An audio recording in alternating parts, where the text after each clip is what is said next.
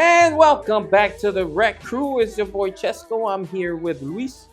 We are here to recap UFC 298, Volkanovski versus Topuria. Okay, so going on to the next fight, we got welterweight bout Geoff Neal versus Ian Machado Garry. I didn't like that fight. I didn't like it either, but a lot of people were saying that Geoff Neal was robbed and he should have won. I don't think he should have won. I watched it yesterday, and it was when I watched it the first time, I thought it was fairly even. But after rewatching it, I don't think he should have won. Ian Machado was. It's not that it was exciting, but he was more aggressive and he was landing more shots. But I don't see where people were saying that Geoff Neal should have won. I think he won. You think Geoff Neal won? If we break it down, I don't like this thing that is like, oh, he was more aggressive. He didn't land anything to me. Like, I think he won the third round. Well, he had more significant strikes with him each round. Did he? Can you check the stats? Let me see if there's a way for me to do that. I think the first round was definitely Geoff Neal. Like the first round. I think the first round Geoff Neal definitely won, in my opinion. Like,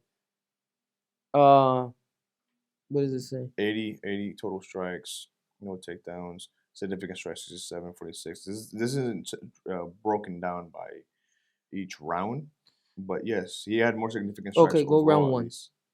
Oh, okay.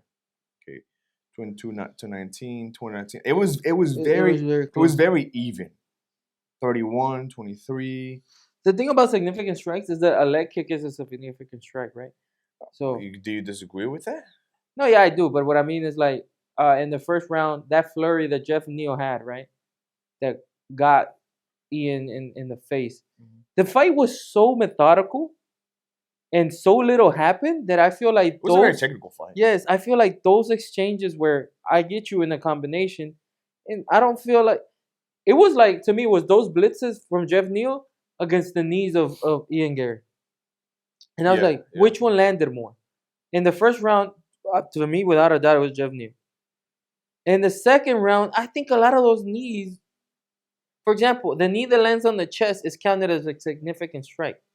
Do you know that for a fact, or? Yeah, any strike that's not a jab is a significant strike. Okay. So, and I was like, yeah, it landed, right? Mm-hmm. And it did. It's a body. Right. It's a body shot. It should land. It should count. But does it win you the round? I don't believe so. And it was like those, and that's where things, like, I get damage is the number one thing, but neither guy had a lot of damage. So neither one did. It was a close fight. I'm not denying that at all. But I don't think that this was a point fight, and it's like when that's exactly what it is. When everybody was just trying to outpoint each other. Yeah. And when you break down the points, I felt like the first two were into Neal. No, I'm not mad at the decision. Mm-hmm. Ian Garry definitely looked better, but you know what I didn't like? They kept dabbing each other. I don't understand that. I feel it was a trick by Ian Garry. You think so? I feel because let his guard down. No, I think it was like a reset. Because every time they dab, of course you're out of your guard, mm-hmm. So you have to reset. You know what I mean? You think it was a tactic? I feel like strategy because it was happening too much. There was one of the coaches that kept getting mad at somebody for doing it. It was Geoff Neal's coach, yeah. And I think so, yeah, because every time that they dabbed, I feel it happened after Geoff Neal did something. He tagged them, kicked them, something. Okay. And Ian Garry, like, acknowledges it, dabs him. And when you accept the dab, you're not going to hit him at that point, mm-hmm. Right? So now we got to reset. Yeah. You know what I mean? I don't know if it was on purpose, but I feel it was always initiated by Ian Garry. Yeah, it was. Yeah. Right? Was. So maybe he was being... But I think it was a reflex for Geoff Neal to just dab him back. Yeah. I think it was just a reflex. I don't think he was doing it consciously. Like, okay, we'll go and dab again. And he just like took a sportsmanship, you know? Yeah, but like I say, it consciously or unconsciously makes you reset. Yeah. So... yeah, I don't know why, but it was getting more nervous every time they did. Yeah, that. I was like, and so, but I think it's good that Ian Garry won. It does give up some questions because the question is, who's going to be the next? This is welterweight. This is welterweight, correct? Who's going to be the next welterweight champion? The question is Ian Garry or Shavkat. Those are the two young guys of the division, right? Gotcha. Shavkat looked way better. And that's the thing with Ian Gary. I don't feel like he showed anything out of the ordinary that would make me think that he's championship material. Now, let's say Geoff Neal is really good. Like, Geoff Neal is right there. One day we can sit down and have an underrated list. Okay. Geoff Neal is going to be on it. Like, Geoff Neal is really, really, really good. If you have time, go back and look at what Geoff Neal did to the next contender, which is Belal Muhammad. Geoff Neal absolutely destroyed Belal Muhammad. It was a long time ago. It was a few years ago. So I'm not saying he is that now. But just so you could see the potential. And put a little context on what. Yes, put a little context in what we're saying about what Geoff Neal is. Geoff Neal destroyed Belal Muhammad. And but yeah, Ian Gary, the next fight for Ian Gary, Colby Covington makes perfect sense. Do you think Colby Covington takes that fight? Colby Covington has to take money fights, and Ian Gary's a money fight. I think there's better ones out there for him. I think if he loses to Ian Gary, Colby Covington is done with being a champion. He's not gonna be a champion. So, he lost so much stock in who he is. Who can he fight? Ian Gary or no? Because him calling out Wonder Boy makes no sense to me. That's not gonna make any money. To me, there's two money fights. Well, let me see. Colby Gilbert, I don't think makes much sense, but that can happen. I think he's gonna get fed one of the top, the 10 and above guys, and he's gonna end up being. He's too old, man. Because look, if Belal loses to Leon, which is a possibility, okay. Belal Colby makes a lot of sense. Okay. But the thing is that, let's say Colby does win that fight, Colby Belal. By that point,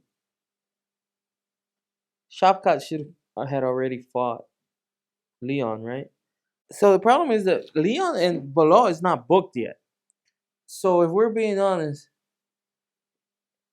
it's probably 301 or 302, which that's in May or June, right?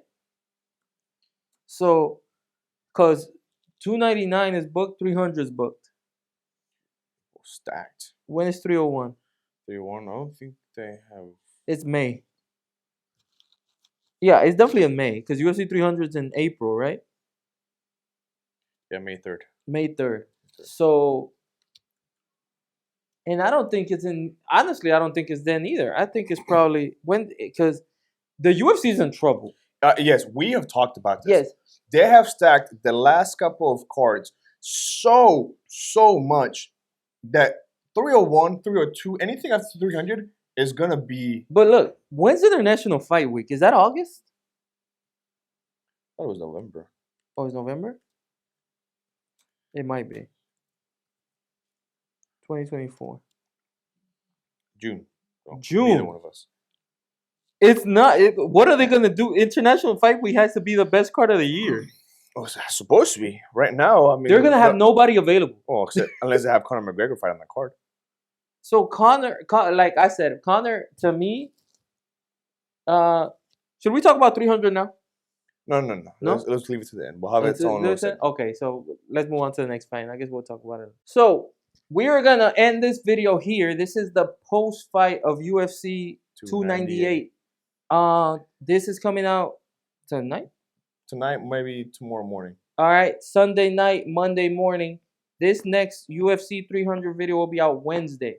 All right, we're going to talk about the main card that just got announced. We think it's the whole card, UFC 300. So we're going to try to break down our initial thoughts right now that the card is confirmed. Of course, in April, we're going to talk about it again. But right now, on Wednesday, go watch the UFC 300 video. And please follow, like, comment, subscribe. Follow our TikTok. Subscribe. Let's see you next time. Peace. Peace.